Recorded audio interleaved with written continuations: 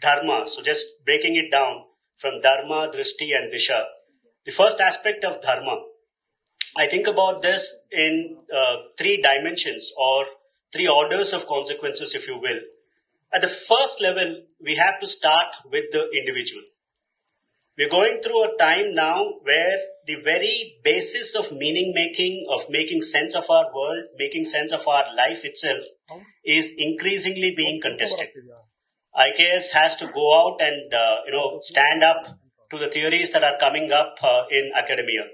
Rajiv Malhotraji was in Hyderabad a couple of days ago. We were hosting him from our organization. He spoke about his new work, The Battleground for IITs, about how certain sociological theories from the West have now been internalized as theories of education within the Indian academia, particularly the top institutions. This is a moment of grave crisis because this is going to lead to violence. This is going to lead to a generation of people who are confused about what is to be done with their own lives. And this is not a trivial matter. So fundamentally, if you have to make a case, an intellectual and a moral case, the Dharma of IKS is that in the Purushartha framework, in the Pancharana framework, in the way it helps you understand your own link between the society, the cosmos, your own self, it gives you a terrain map to navigate through your own life. It helps you realize that you are mortal, that you will age, you will have certain responsibilities, there will be certain successes and a lot of failures. It helps you hold your ground in your own life. And I think that is, when we talk about loneliness as an epidemic, when we're talking about divorce rates increasing, education essentially is about how we build a coherent society. And that starts with the individual. And I think that is the moral and intellectual case at the individual level, that it is the founding basis or a foundation for you to be able to navigate through a complex world.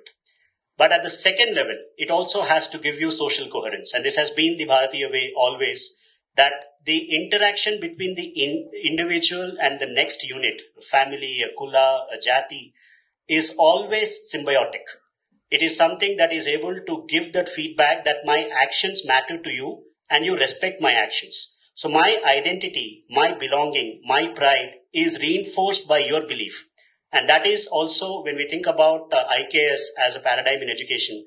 I imagine, in the next 5 years, 1 lakh yoga teachers in educational institutions having real work to do.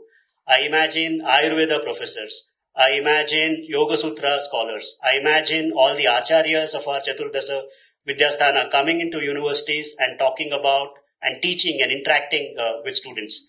And when that happens, the knowledge that they carry in their own language, in their own structure, in their own local index becomes valuable and respected by the society.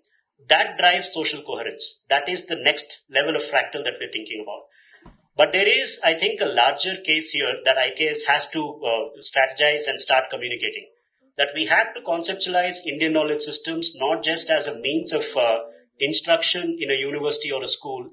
IKS is fundamentally the root on which national integrity is going to be secured. When we talk about battlefields moving from the external to the minds of people, there is a fifth column. There are those of us who are in the public square who are grappling with narratives every day. We understand that there are many interests who would like to present India as just an agglomeration.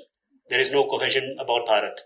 And I would say that to counter that is not possible without actually having a grounding in IKS. My biggest sort of strategic framing for IKS, persuasion if you will, is that we have to think about Indian knowledge systems as the very means for civilizational integrity. So I think about this IKS at these 3 levels, and that I think is the Dharma of IKS.